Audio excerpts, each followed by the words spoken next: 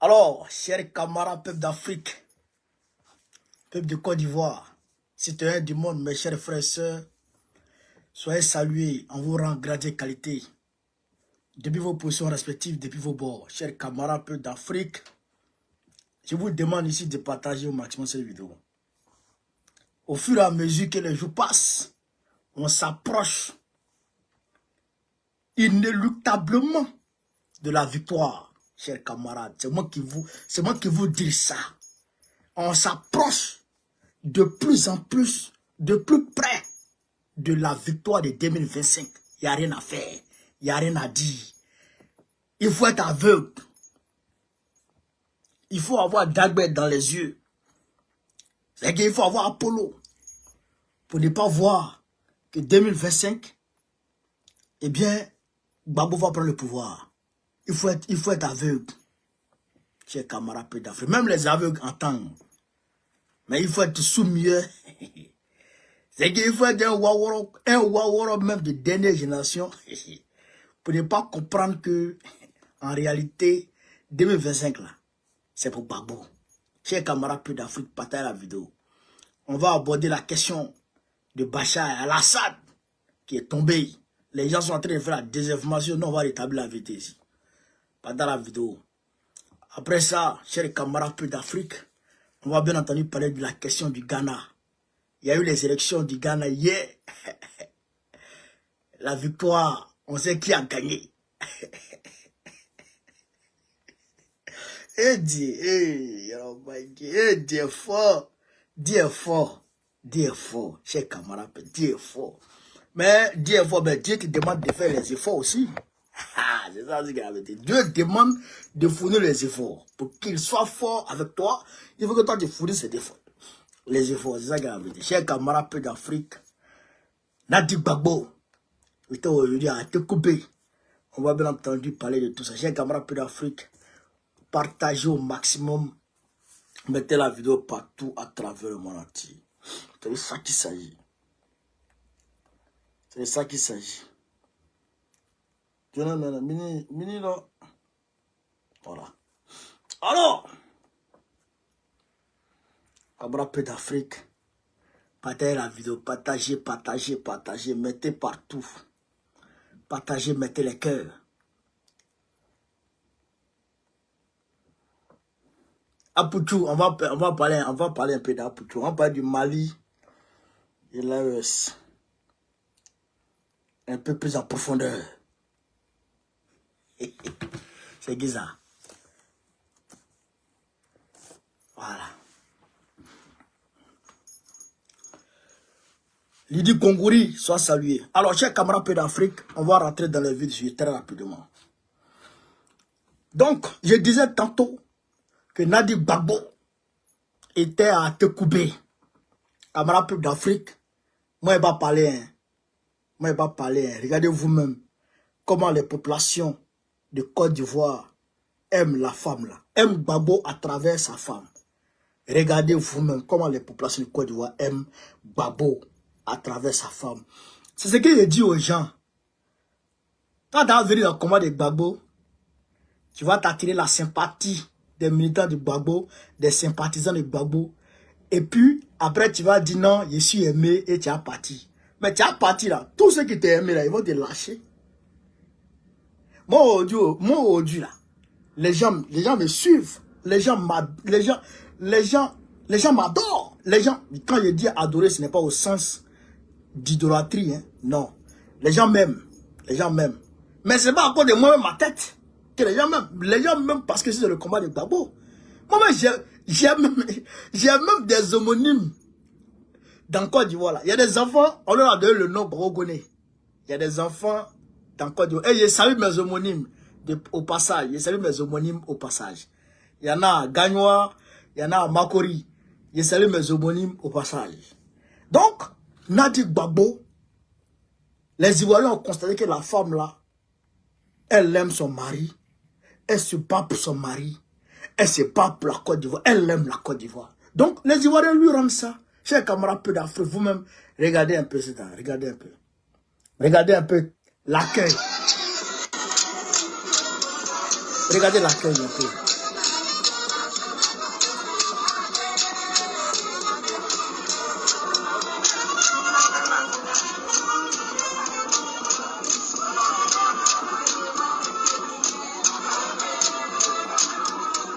Regardez vous-même la terre. Regardez Jamana. Regardez le monde derrière là-bas. Là. Regardez le monde derrière là-bas. Vous voyez le monde derrière là-bas.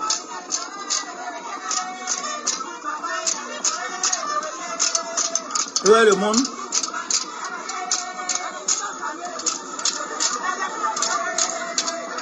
Vous voyez le monde là-bas là. Vous voyez le monde là-bas.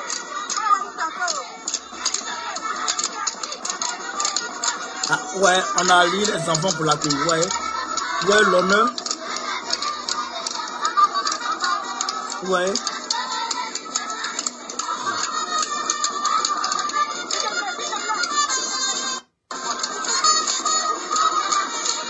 Tu vois. Elle veut accolade aux enfants, tout ça. Il y a des femmes là, c'est une bonne femme.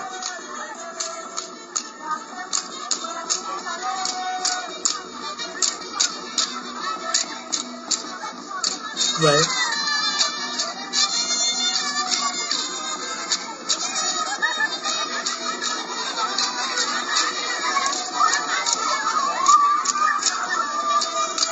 Ouais, le monde.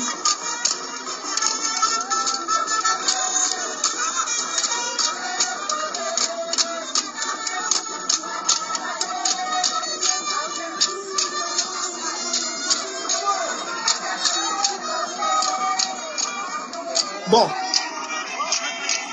ça c'est dehors d'abord. Mais dans la salle, là, c'est pas la peine. C'est-à-dire que tout le monde ne peut pas rentrer. Tout le monde ne peut pas rentrer. Tant du réveil, Ingeta, tout le monde ne peut pas rentrer. Tellement qu'il y a Chamana, tellement qu'il y a le monde, tellement que les femmes sont sorties, tellement que les tontons, tout le monde est sorti, tellement que les gens sont sortis, frère. Ouais, Nadi Babo, Ini Bara, ouais, tu es femme aussi. Elle a peur le coin. Elle n'a pas prêt de s'arrêter. Elle allait annoncer, elle allait donner un message du président Wang Babo. Et puis elle a annoncé l'arrivée du président Wang Babo là-bas. Oui, parce que incessamment, le président Wang Babo va entamer sa tournée Kokoko. Il va entamer sa tournée dénommée Kokoko, tournée Kokoko. Incessamment, vous allez voir. Tapotez, partagez la vidéo, chers camarades, peu d'affaires. Donc, quand on a fini ça, chers camarades, eh bien, le vent tourne. Le vent tourne. Le vent tourne. Frère, au Ghana, John Dramani Mahama. John Dramani Mahama. Vous avez entendu ce nom, non? John Dramani Mahama. Le président de NDC. Le président de NDC au Ghana. Il a été président de 2012 à 2017. De 2012 à 2016-2017. 2016-2017. Frère, Nana Akufo l'a frappé pour le mettre à terre. Il est parti se préparer encore. Et puis il est venu à la charge. Le parti de Nana Akufo, là, le NPP, le NPP, ils sont venus en face à face. L'ancien président, là, il a KO le gars. Et puis le gars a pris des bains. L'ancien président, c'est lui qui est devenu président encore aujourd'hui. L'ancien président, John Mahama, il est devenu président aujourd'hui encore. Ça vous dit rien? Ça vous dit pas quelque chose? Quand on a d'Afrique. Est-ce que ça ne vous dit pas quelque chose? Hein? Et puis, c'est notre gars, hein? C'est un parti de gauche. C'est le parti de Rawlings qui est là comme ça. Un panafricaniste. C'est un panafricaniste qui est là comme ça. John Mahama, c'est un panafricaniste qui est là comme ça. Sale, c'est notre gars. Le gars, oh Dieu, Europe, il y a un gars en Afrique. Europe, Mali, c'est nos gars. Burkina, c'est nos gars. Niger, c'est nos gars. Bon, la Guinée, c'est un peu comme ça. Mais quand même, on est ensemble là-bas. En tout cas, ils ne sont pas nuisibles vis-à-vis du panafricanisme. Donc, on est ensemble là-bas. Ghana, c'est notre gars. Sénégal, ils sont en train de s'y ranger. Sénégal est en train de s'y ranger. Bon, Draman, quel oui. Quel oui. Quand on rappelle l'Afrique, on va écouter ici la déclaration du candidat malheureux à l'élection présidentielle du Ghana. On va l'écouter. Et puis, bon, on va décortiquer, on est parti, chers camarades. Présidentielle, les résultats officiels n'ont pas encore été proclamés, mais le candidat du parti au pouvoir, Mahamudu Bawumia, a déjà reconnu sa défaite. On l'écoute. Le peuple ghanéen s'est exprimé. Il a voté en faveur du changement et nous respectons cette décision en toute humilité. Je prononce ce discours de concession avant l'annonce officielle de la commission électorale afin d'éviter toute tension supplémentaire et de préserver la paix dans notre pays. Et cette victoire marque un retour historique pour John Mahama. Il devient le premier chef d'État du pays à reprendre la présidence après en avoir été chassé par les urnes. On retrouve notre envoyée spéciale à Accra, Julia Guggenheim.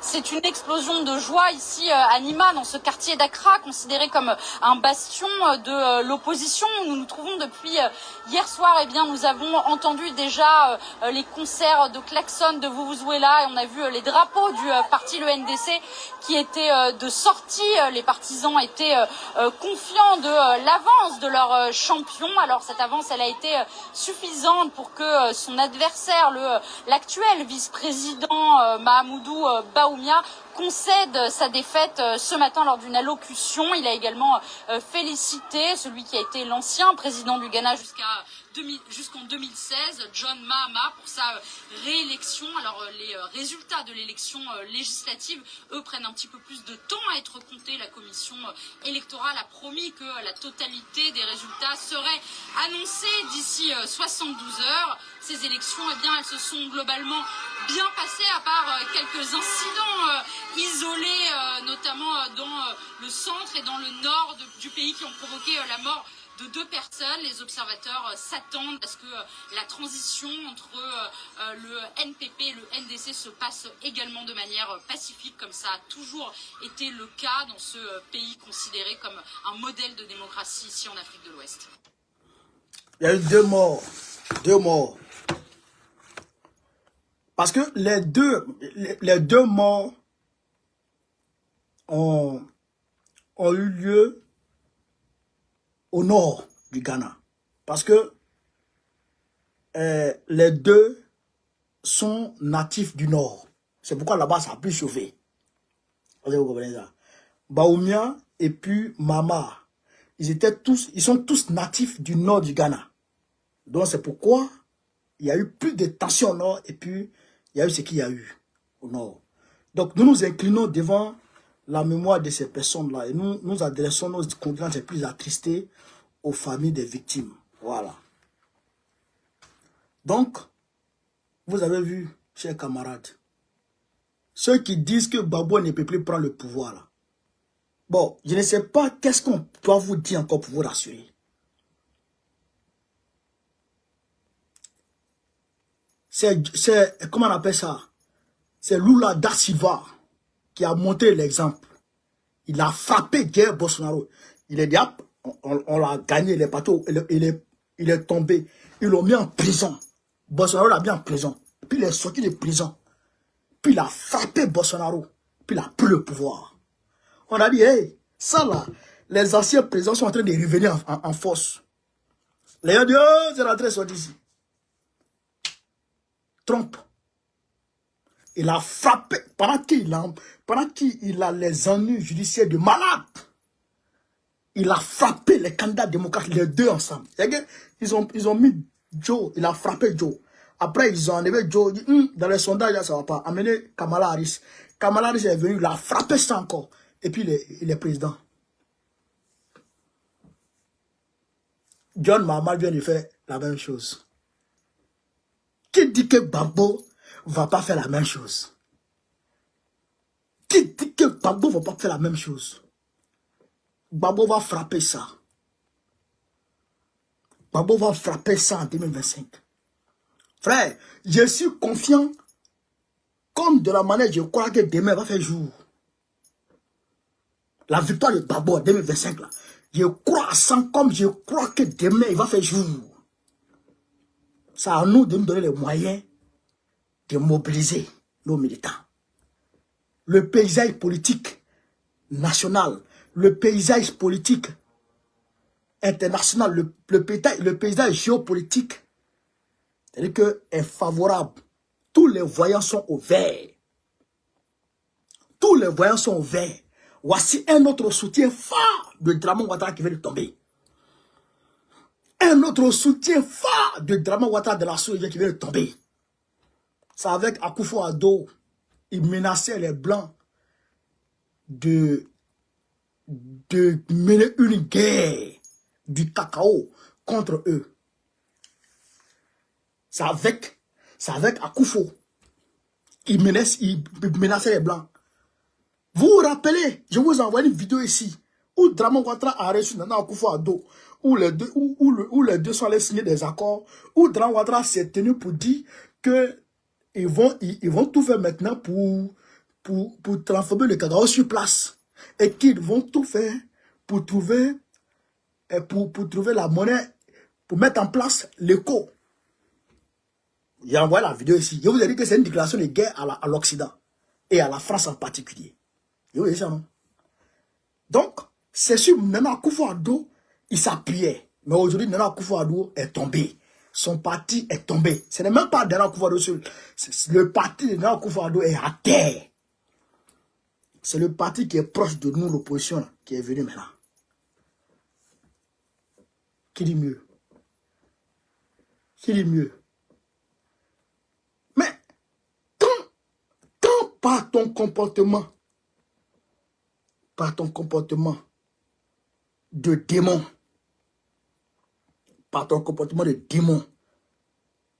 tu fais palabre à tous tes voisins. Tu t'en prends à tous tes voisins.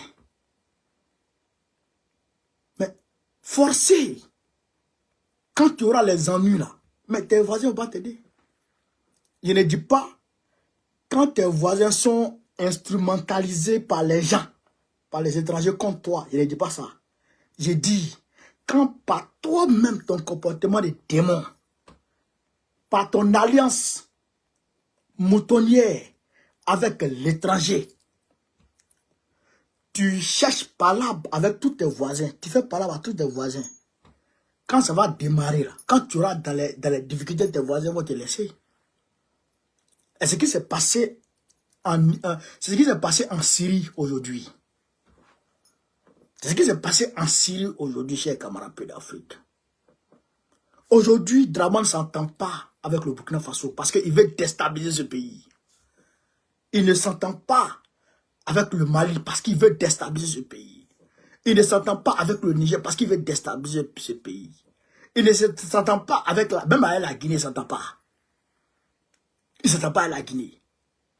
Bon, voici le Ghana maintenant qui vient de basculer dans l'autre camp des souverainistes et des panafricanistes. Bon, qu'est-ce que tu vas faire maintenant? Qu'est-ce que tu peux faire maintenant? Yoraman. Mais regardez ce qui s'est passé avec Bachar al-Assad. Regardez ce qui s'est passé chez camarades d'Afrique. Bachar al-Assad, c'est-à-dire que le gars, non seulement il brimait son peuple, frère, il maltraitait son peuple. Ça là, c'est une réalité. Il maltraitait son peuple. Mais malgré ça, la Russie l'a aidé à ne pas tomber en 2011. Et il a pu se maintenir. Mais quand quelqu'un lave ton dos, toi-même, il faut laver ton ventre. Tu as 3000 réfugiés sur ton pays, sur ton voisin, la Turquie. 3000. À côté de ton voisin, la dernière ville à côté de ton voisin, les rebelles sont là. Les rebelles sont là. Mais il faut chercher à entamer une médiation. Il faut chercher à entamer une médiation pour que tu puisses trouver un terrain d'entente avec ton voisin proche. Pour ne pas que ton voisin là soit le soutien des rebelles qui sont adossés à sa frontière. Est-ce que vous comprenez ça? Il n'a pas fait ça. Lui, dans sa tête, il n'a qu'à avoir le contrôle de l'économie du pays. Il n'a qu'à avoir son pouvoir à Damas. Tout le monde n'a qu'à mourir, il s'en fout. Mais ça ne peut pas continuer. Ça ne peut pas continuer. Les exilés politiques, on n'en parle pas. Les exilés politiques, chaque opposant, même lui-même, son ancien vice-président, a démissionné, il a chassé. Il dit voilà, arrêtez. Donc, à un moment donné, la Russie ne pouvait plus soutenir ça. La Russie ne pouvait plus soutenir ça. C'était trop flagrant. C'était trop honteux. Est-ce que vous comprenez? C'était trop honteux. Donc, Erdogan qui est là, Erdogan de la Turquie, là. Mais c'est Erdogan qui a fait tomber Bachar. C'est ça que les gens ne vous disent pas. C'est Erdogan qui a fait tomber Bachar al-Assad aujourd'hui, là. C'est lui. Et pas d'autres personnes, c'est Erdogan qui a fait tomber Bachar al-Assad. Parce que le poids de 3 millions de réfugiés, c'est trop. 3 millions de réfugiés, le poids est trop lourd. Ça, c'est syrien seulement. Irakien, on n'en parle pas. Donc, lui, il cherche des compromis pour que le gars, il calme la situation et puis les réfugiés vont pouvoir revenir. Il ne veut même pas. Il ne veut rien comprendre. Donc, Erdogan il a entamé négociation avec Poutine. Il dit, Joe, moi, il a frappé le gars, là, il va tomber. Hein. Parce qu'il devient parano. Donc, il faut que les réfugiés là puissent se retourner chez eux. Il faut que les Syriens ont le droit d'avoir une vie paisible, quand même. Donc, il faut qu'on le fasse tomber. Donc, Poutine a eu des garanties et tout. Bachar al-Assad a pris drap. Quand il a pris drap, il s'est levé. La semaine passée, il est parti en Russie. Il est parti voir Poutine.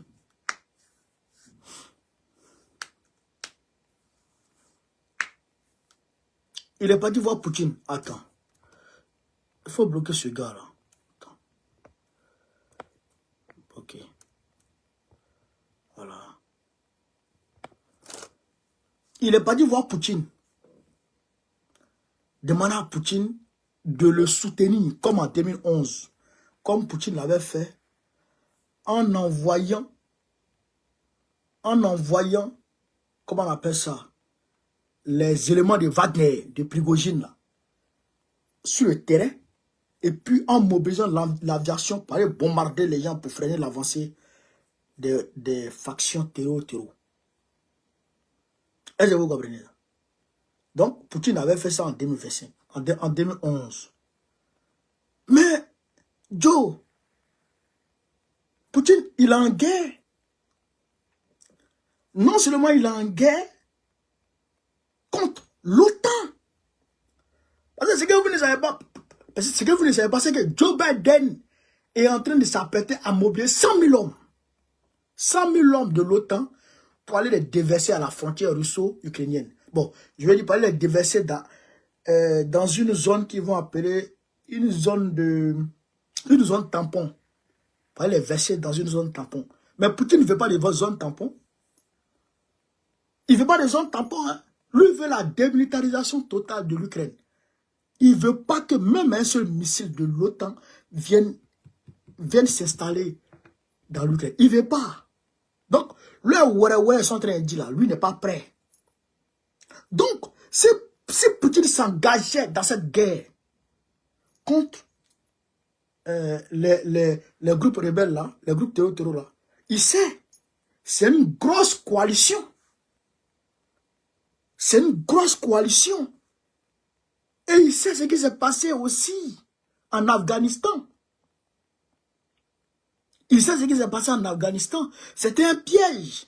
S'il s'engageait dans cette guerre, c'était un piège. Il sait ce qui s'est passé en Afghanistan dans les années 70-75.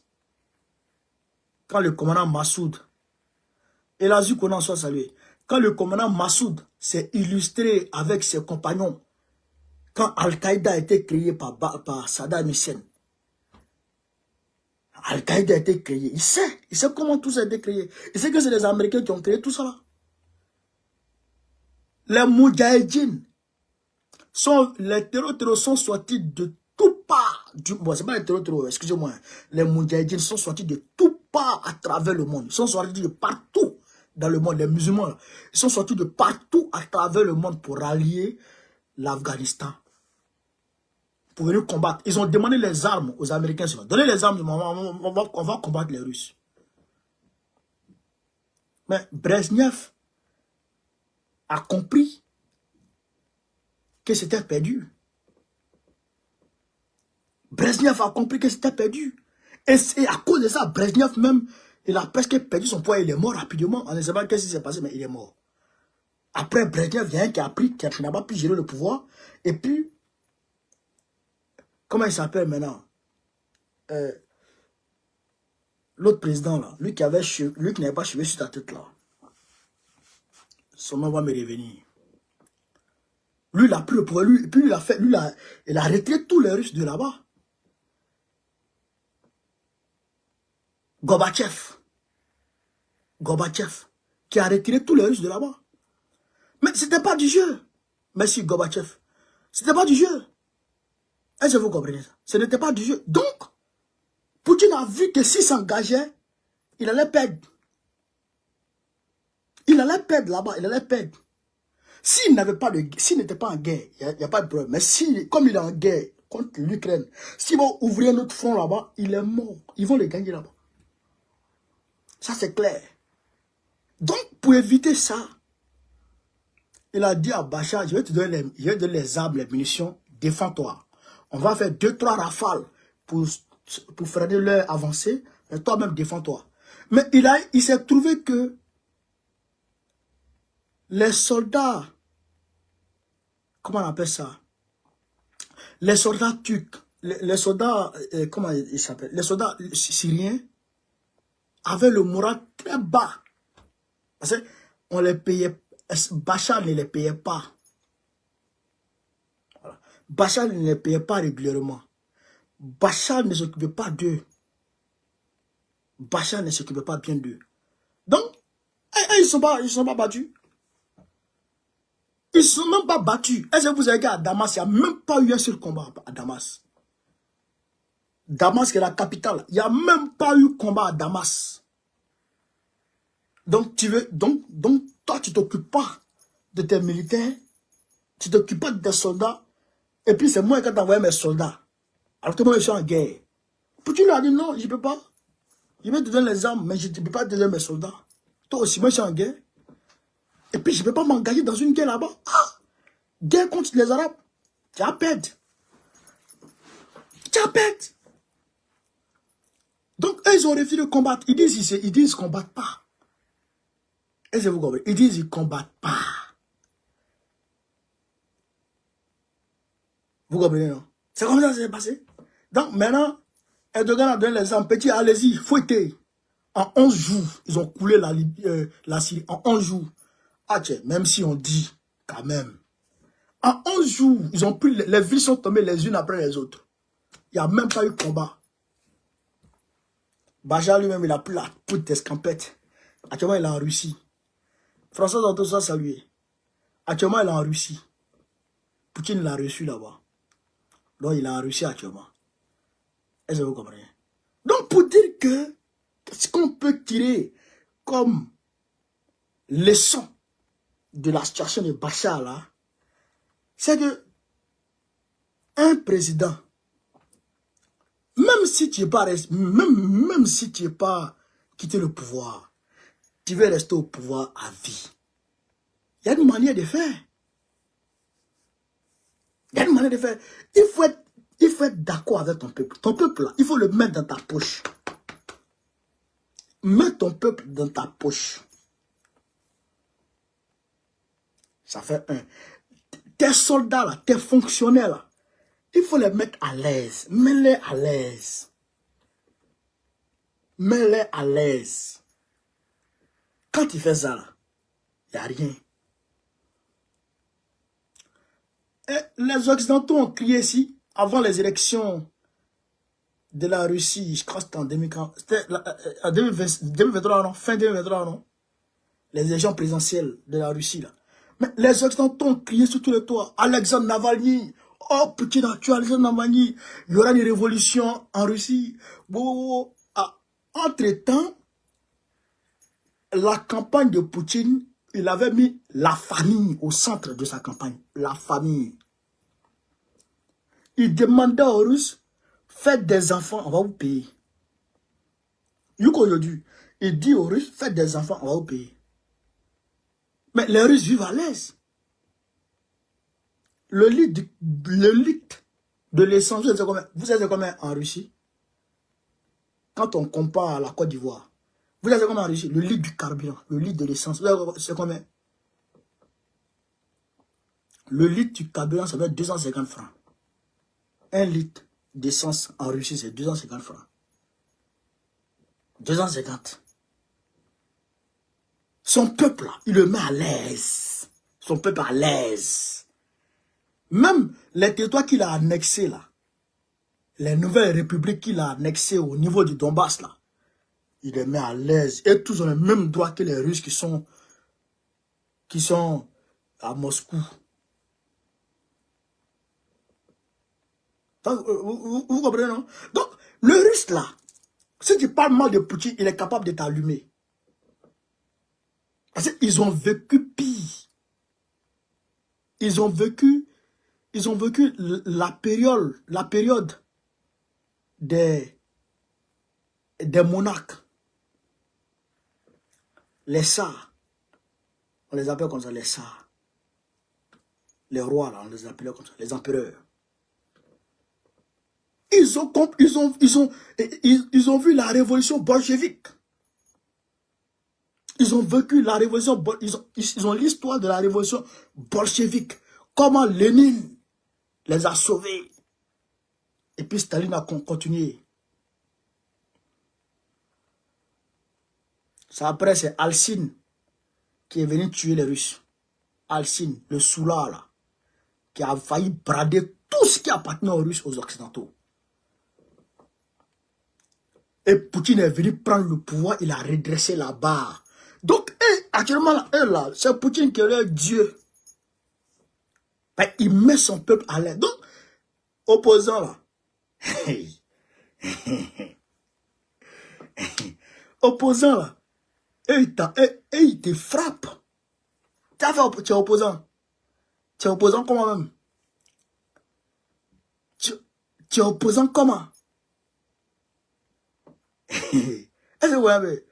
Donc, quand tu fais ça, tu peux durer au pouvoir. Vous avez vu comment Kadhafi a duré au pouvoir? Mais malgré qu'il est tombé, mais tous les Libyens regrettent. Tous les Libyens regrettent.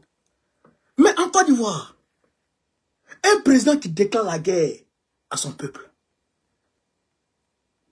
Un président qui déclare la guerre à son peuple. Il va casser les maisons des gens. Il les chasse. Il leur arrache leur terre. Il augmente la vie sur eux. Il ne leur donne pas à manger. Bon. Comment toi tu peux durer au pouvoir? 2025, si Dieu t'a amusé là, pays là, ça va mal se passer. Il a dit ça, il faut écouter. Parce que Bachar al-Assad, quand même, lui, il a eu le temps de fuir. Mais toi, tu n'auras pas le temps de fuir. Oui, tu n'auras pas le temps de fuir. Tu seras attrapé.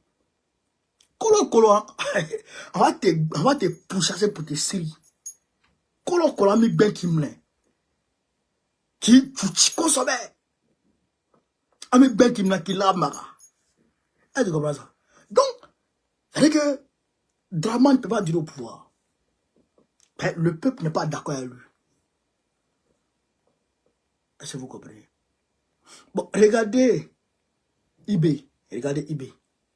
Il n'a pas dit que Ibé veut durer au pouvoir éternellement. Il n'a pas dit ça. Regardez Assimi. Il n'a pas dit qu'Assimi veut durer au pouvoir éternellement. Il n'a pas dit ça. Mais, regardez Tchani aussi.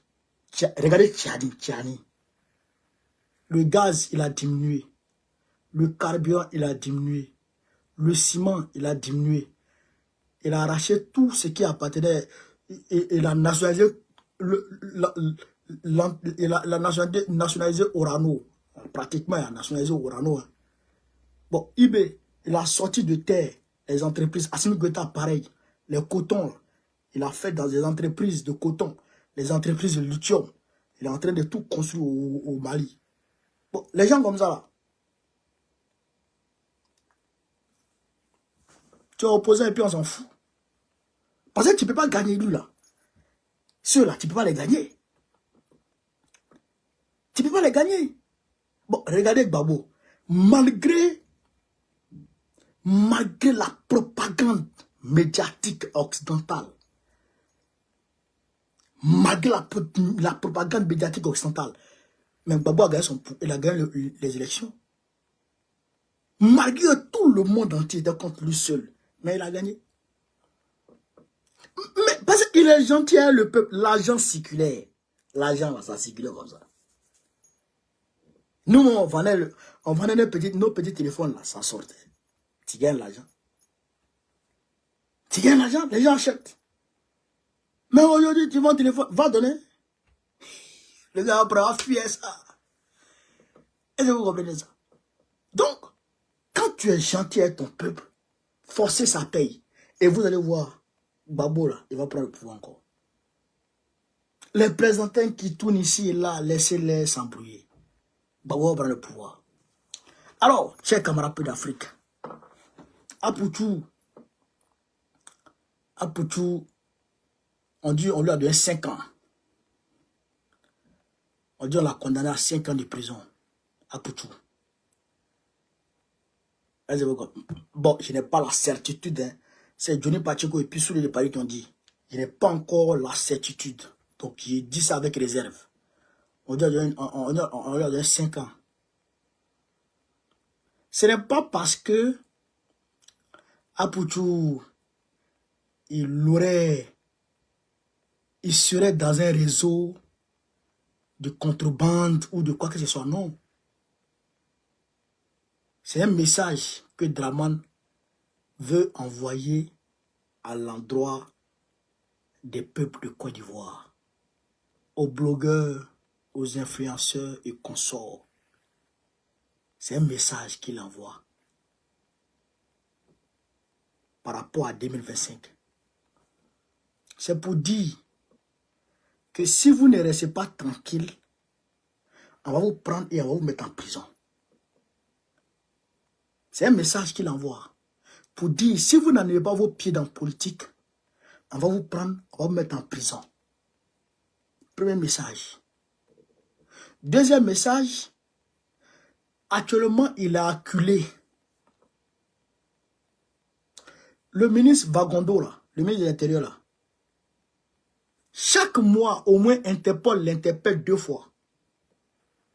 Pour dire, on a vu ça. C'est-à-dire que la contrefaçon, la corruption, le trafic de tout genre, être humain, drogue, blanchiment d'argent, c'est-à-dire que c'est des monnaies courantes en Côte d'Ivoire. Donc, Interpol est sur le dos de Draman. La DEA est sur le dos de Draman.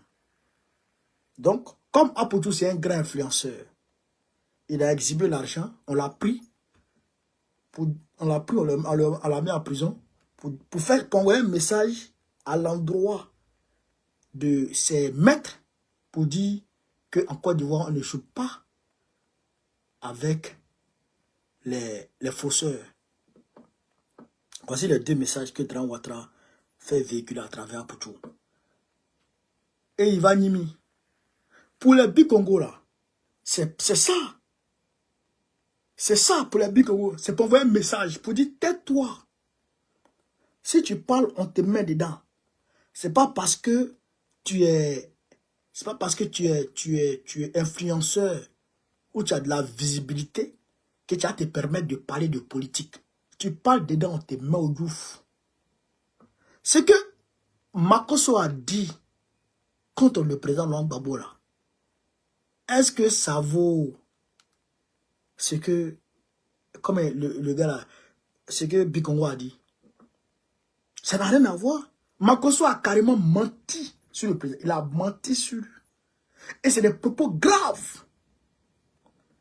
C'est des propos graves. Et vous l'avez vu. Et vous les avez vu l'interpeller? Non. Parce qu'il donne l'autorisation de façon indirecte aux gens d'attaquer le pouvoir, l'opposition. Mais il est interdit à qui que ce soit d'attaquer le parti au pouvoir. Vous avez vu, non? Sinon, Bikongo là, il a parlé mal à Gbagbo. Il a dit Gbagbo vient, Gbagbo est déjà mort. Gbagbo peut faire quoi encore? Mais c'est n'allait nulle part. Mais pourquoi, dès qu'il parle sur Bakongo, on le met en prison? C'est ça le problème. C'est ça le problème. Donc, c'est les messages qu'ils envoient. Mais malgré vos messages, nous on est là. Nous on est là. Et le peuple est là. Et les enfants sont en train de naître un peu sur la toile. Aujourd'hui même, beaucoup on un peu se reposer. Je peux dormir tranquille. Parce qu'il y a trop de jeunes, talentueux, bons orateurs pour nous remplacer. Les Oxymore, les Manuela, les Babo a raison, les petits là, comment ils s'appellent? Il y a un lot côté là-bas là. Ils sont beaucoup sur la toile aujourd'hui. Qui peuvent nous remplacer dignement et fièrement. Est-ce que vous comprenez un peu? Et ça pousse. Et ils sont en Côte d'Ivoire, les Ziggy là. Ils sont en Côte d'Ivoire et ils parlent. Ah, les Benito, voilà. Ça c'est les petits qui sont pimpants, qui sont nerveux. Ils ont le verbe. Comment? Les petits là-bas, ils nous dépassent. Ils nous dépassent. Comment ils s'appellent? Go et Aventureux Go. C'est les petits qui sont très, très brillants. Est-ce que vous comprenez ça? C'est les petits qui sont très brillants. Donc, malgré ton intimidation, votre intimidation, les enfants s'expriment, les jeunes s'expriment. Et ça sera ainsi. On va s'exprimer parce que c'est un pan de l'histoire de l'Afrique. C'est la période où la jeunesse est décomplexée. C'est la période où la jeunesse prend conscience. Et personne ne peut freiner cet élan-là. Personne. Personne ne peut freiner ça. C'est naturel, c'est divin. Donc, tu vas beau intimider, il y aura des gens pour parler. C'est comme Thomas Sankara le disait. Tuer Thomas Sankara et des milliers de Sankara naîtront. Aujourd'hui, là, est-ce que les révolutionnaires ne sont pas là? Est-ce qu'ils ne sont pas là? Ils sont là. Ibrahim Traoré, ils ont tué Thomas Sankara. Thomas Sankara, c'était un Burkina Faso seulement. Aujourd'hui, Ibrahim Traoré est là. Assimi Goïta, Tchiani. Et puis, le gars du Tchad est en train de les rejoindre. Petit à petit, ça va s'embraser. Est-ce que vous comprenez ça? Donc, M. Draman, c'est un coup d'épée dans l'eau. Arrêtez un peu tout. C'est pourquoi même, moi-même, je ne parle pas trop dedans. Je ne parle pas trop dedans. C'est Suspect 95 qui m'intéresse. Suspect 95, c'est lui qui est mon gars. Voilà. Lui et puis les gars, c'est eux. Si on les touche, là, ils sortent de mes gonds. Ça veut dire que je sors de mes gonds et puis je deviens féroce. Mais les Bikongo et consorts, les Apuchou là, moi, franchement, je suis désolé, mais ça me fait pas trop d'effet. C'est un Ivoirien, il subit une injustice, oui, je dénonce, je condamne. Mais pour dire qu'il va mettre les organes, je suis désolé. Parce que on a vu ici les démolitions des maisons des gens. Pendant que Pichinim Balé se promenait pour parler. Pendant que moi, j'ai relayé ces vidéos ici. Pendant qu'on pleurait. On pleurait en silence. Mais eux là, ils étaient dans le show. Ils ne parlaient même pas de ça. Ils ne parlaient même pas de ça. Bon, c'est un frère. C'est un frère. On dénonce ce qui lui arrive. On n'est pas d'accord avec ce qui lui arrive. Mais il n'a qu'à le libérer. Il n'a qu'à le libérer. Mais voilà, moi je me limite à là. Voilà. Alors, au Mali, chez camarades peu d'Afrique, il y a un front qui est né. Les Waworo que l'armée malienne a défait là. Comment on appelle ça? Les terreaux là. Les anciens signataires de l'Azawad là. Ils sont allés se coaliser. Que eux, ils s'appellent Front pour la libération de l'Azawad. FLA. FLA. Il dit, c'est pas vous, FLN.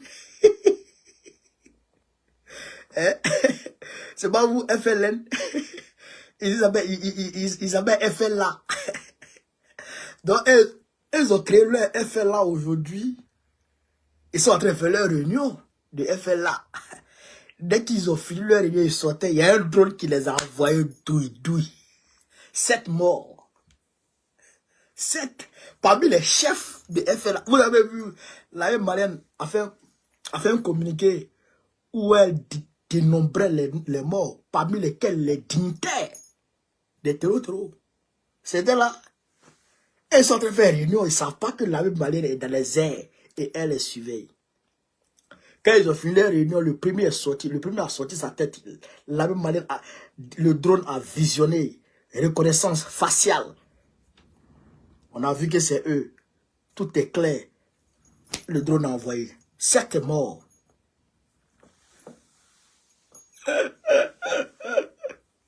Sept. Koso.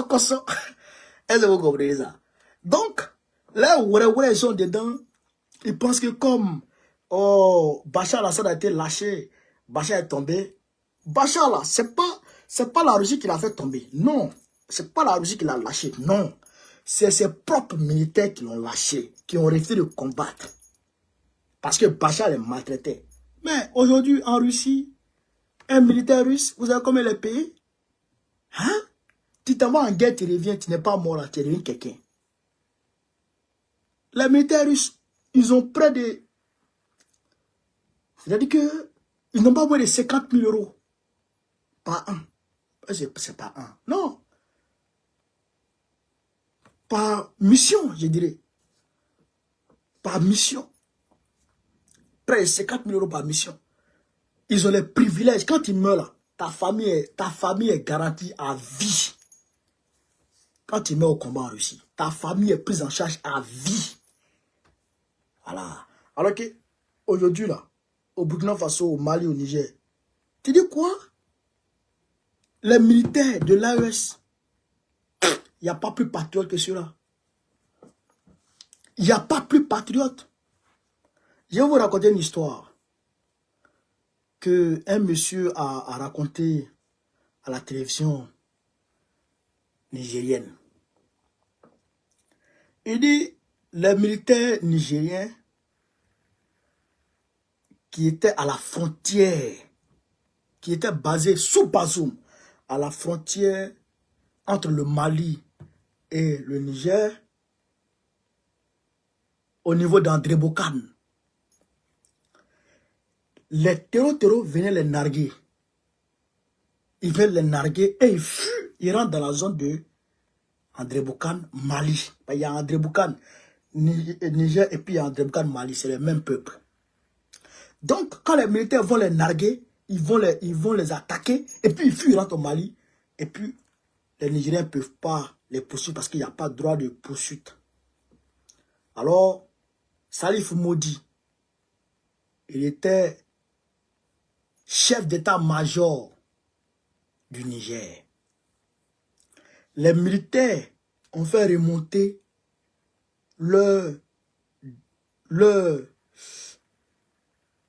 je dirais,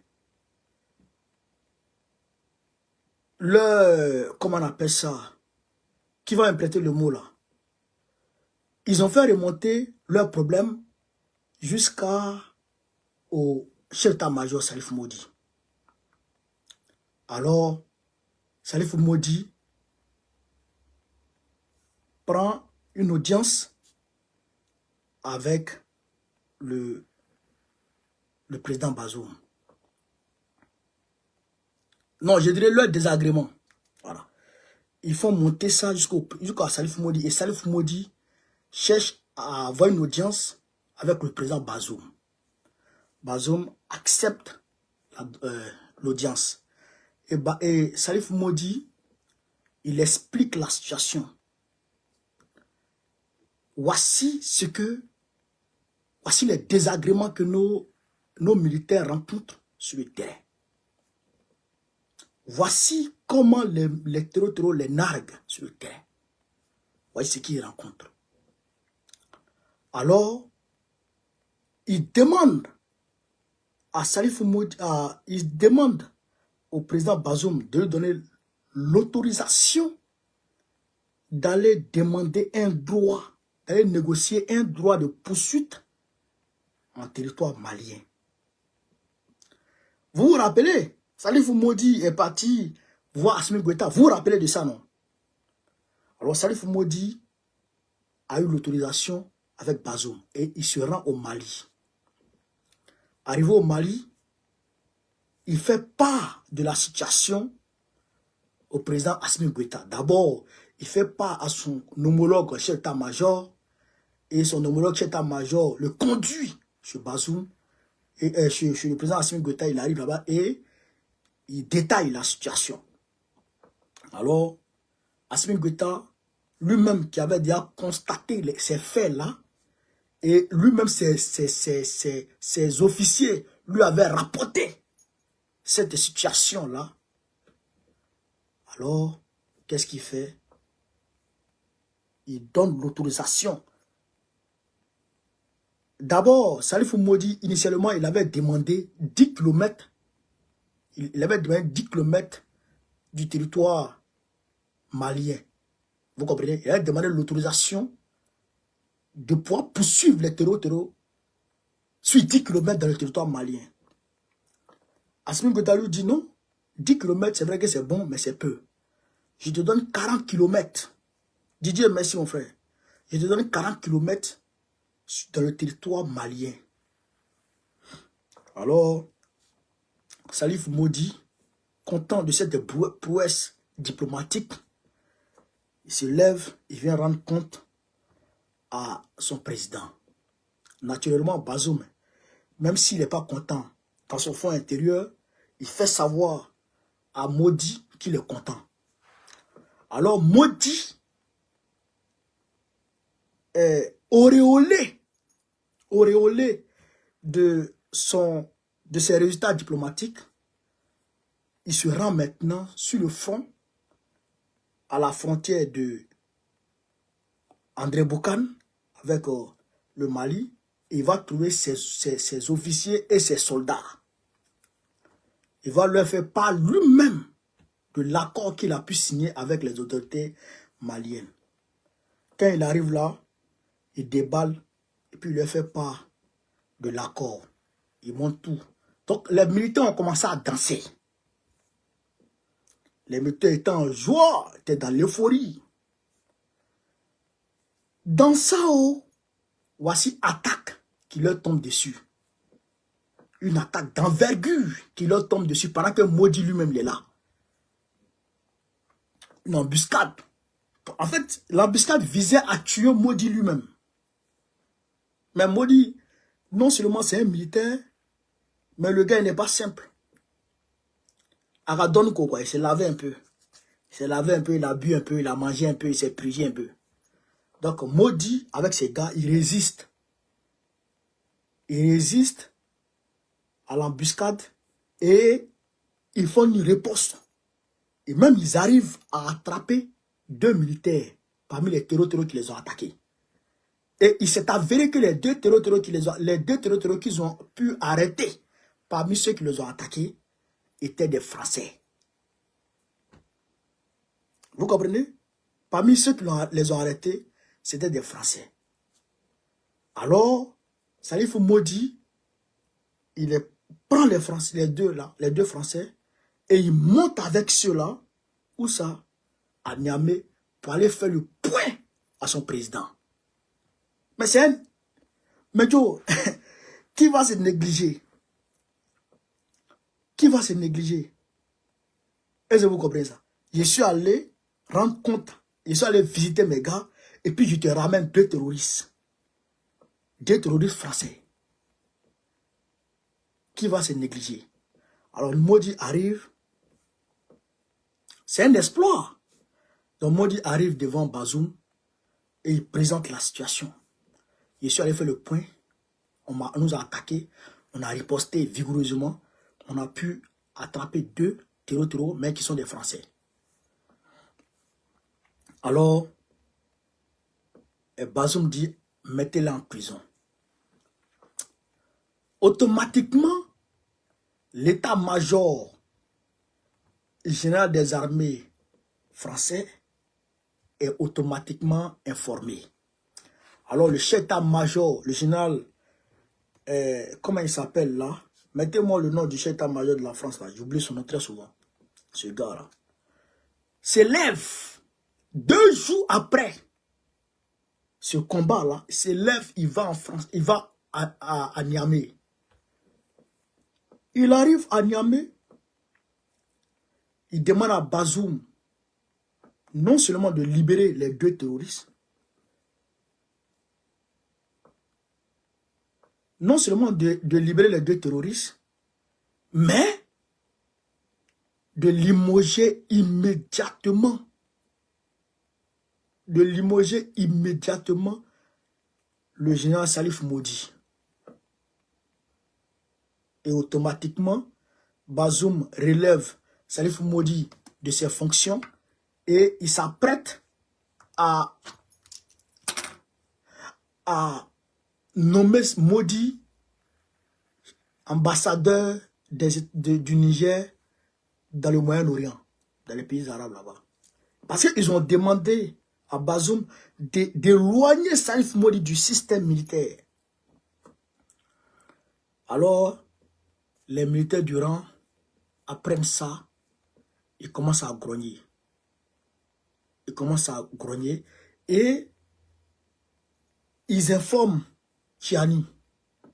Entre-temps, Bazoum avait fait son interview avec Jeune Afrique où il a dit que les terroristes sont forts que les trucs là. Que les terroristes sont forts que les militaires, comment on appelle ça? Les militaires nigériens. Donc, les militaires, automatiquement, l'information, Thierry Bugard, l'information se promène. L'information se propage dans les casernes. Alors, ça tombe dans les oreilles de Tchiani. Donc, Tchiani appelle à une réunion. Parce que les militaires ne pouvaient pas accepter le limogeage de Modi. Ça allait créer par là, ça allait créer un soulèvement déjà dans les rangs. Et d'ailleurs même, les militaires allaient refuser de se battre à cause de Salif Modi. Est-ce que vous comprenez? Donc, ça tombe dans les oreilles de Tchiani. Tchiani dit, bon, je vais lui en parler. Et Tchiani va lui dire, Monsieur le Président, les Français que vous avez arrêtés là, les militaires, les terroristes que nous avons, que les militaires ont arrêtés, il ne faut pas les libérer. Si vous les libérez, ce n'est pas bon. Parce que c'est au prix du sang que les militaires ont pu les arrêter. Ils étaient venus pour les tuer.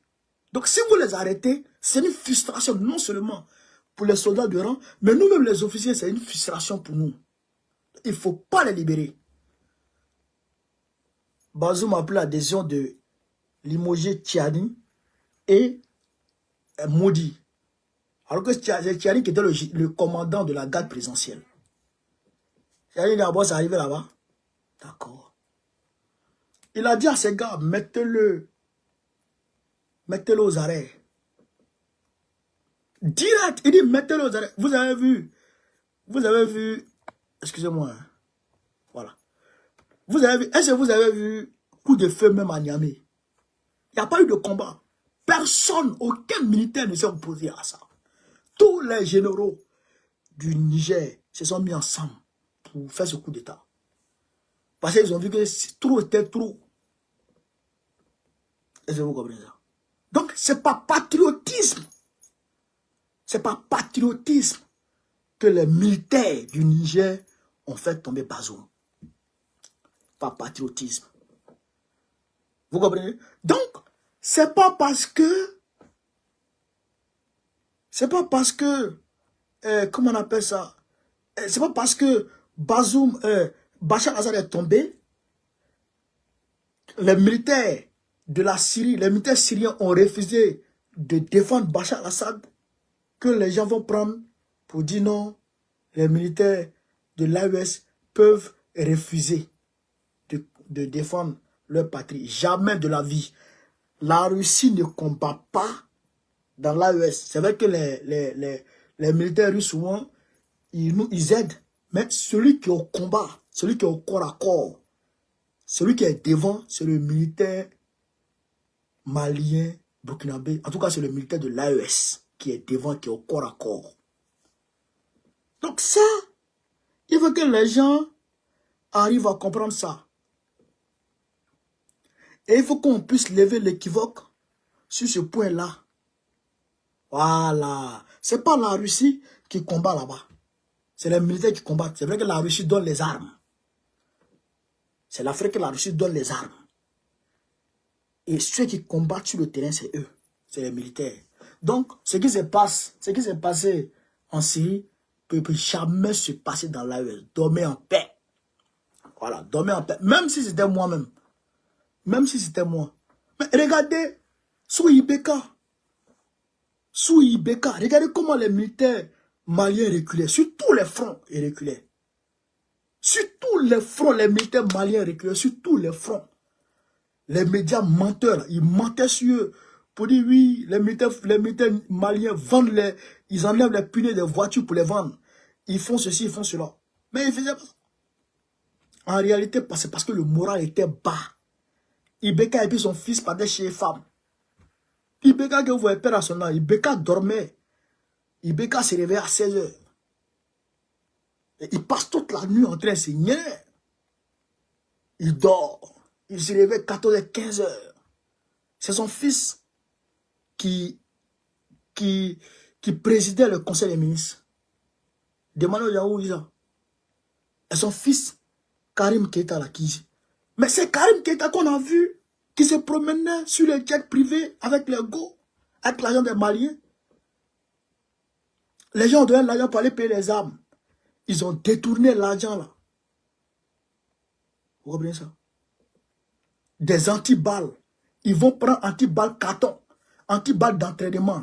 Antiballes d'entraînement que les gens prennent pour faire entraînement là. Carton là, ils vont prendre. Quand on tisse, ça rentre.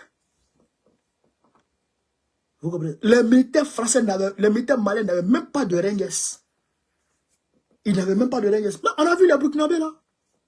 Il y a un reportage que les Burkinabés ont fait. C'est ça même qui a poussé à la chute de Roch Kaboré.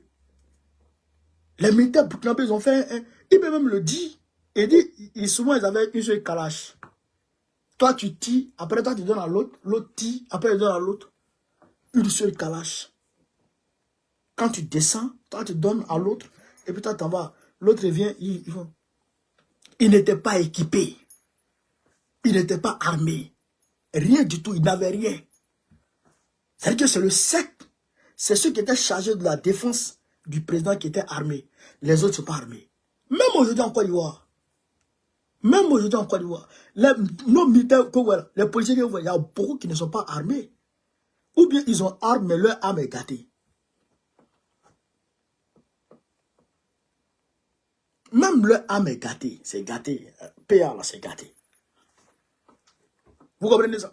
Donc, les militaires patriotes sont venus prendre leur pays, puis ils ont réarmé leurs armées. Ils ont rééquipé leurs armées avec toutes sortes d'équipements de dernière génération. Donc, c'est pas la même chose. Et puis eux là, ils sont gentils avec le peuple. Bachar là, il n'est pas gentil avec son peuple. Voilà. Et puis c'est Erdogan qui avait tombé Bachar al-Assad. Draman Ouattara a tenté plusieurs fois de faire tomber les régimes de l'AES, et c'est l'abus. Il a tenté plusieurs fois de faire tomber IBI, c'est l'abus.